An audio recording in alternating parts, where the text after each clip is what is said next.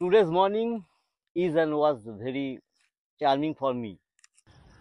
Actually আমি সকালবেলা বনে বাজারে রাস্তাঘাটে ঘাটে মাঠে ঘুরে বেড়াই, যোগ করি।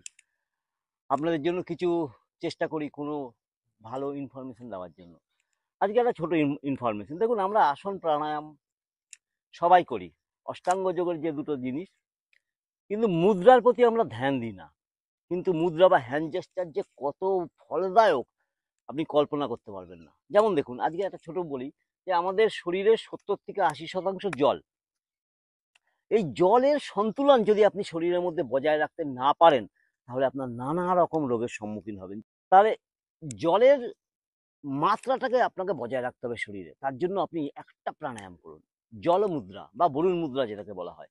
আমরা তো জানি, আমি বহুবার বলেছি যে পঞ্চতত্ত্ব কি আমাদের শরীরেই রয়েছে: অগ্নি, বায়ু, মিডল ফিঙ্গার আকাশ, পৃথিবী আর জল। এইটাকে আপনি এইভাবে টাচ করবেন, আর তিনটে ফিঙ্গার আপনার স্ট্রেট থাকবে, লিটল ফিঙ্গার আর থাম আপনার টাচ থাকবে। এটা জল মুদ্রা, দুটো হাতেই করবেন আপনি, ঠিক আছে?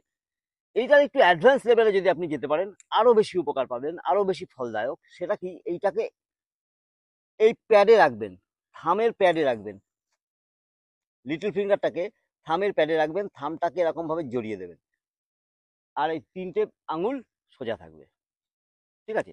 জল মুদ্রা, এটা একটু অ্যাডভান্স লেভেল, আর এটা হচ্ছে আপনার বিগিনার লেভেল। এই দুটো মুদ্রা প্রতিদিন 5টা মিনিট করে বসে ধ্যান করুন। এই দুটো মুদ্রা, জল মুদ্রায় আপনার শরীরে জলের সন্তুলন কোনোদিন এদিক ওদিক এপর ওপর হবেই না। আপনার শরীর সারা জীবন সুস্থ থাকবে, জল ঘটিত কোনো রোগ আপনার হবেই না। মানে শরীরে জলের অভাব হয়ে যায়, ডিহাইড্রেশন যাকে বলে, বা যেগুলো আমাদের হয়ে থাকে, ঠিক আছে? ইভেন আপনার ডায়রিয়া হলে আপনার শরীর থেকে প্রচুর পরিমাণে জল চলে যায়, আপনাকে স্যালাইন নিতে হয়, খাবারের মধ্যে থেকে আপনার সেটা হয়।